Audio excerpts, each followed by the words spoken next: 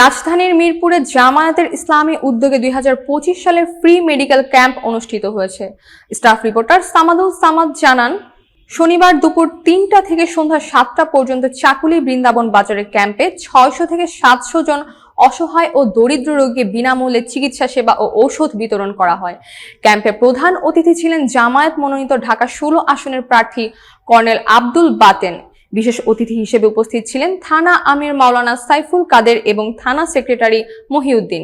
এছাড়া উপস্থিত ছিলেন 2 নং ওয়ার্ডের ওয়ার্ড কাউন্সিলর পদপ্রার্থী ইঞ্জিনিয়ার মোজাম্মেল হোসেন, ওয়ার্ড সভাপতি মোহাম্মদ তরিকুল ইসলাম এবং চাকুলি বৃন্দাবনের স্থানীয় দায়িত্বশীলরা।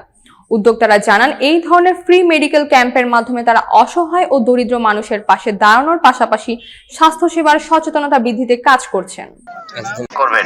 আপনার সবাই আমার জন্য দোয়া করবেন। এই যে আমাদের কাউন্সিলর প্রার্থী ইঞ্জিনিয়ার মোজাম্মেল, আমার জন্য দোয়া করবেন সকলে ইনশাআল্লাহ। আসসালামু আলাইকুম। মানব কল্যাণের এই কাজ বাংলাদেশ জামায়াত ইসলামী আজকে কর্নেল আব্দুল বাতেন ভাইয়ের উদ্যোগে মূলত আপনাদের এই সেবা করার সুযোগ করে দিয়েছেন। আমরা চাচ্ছি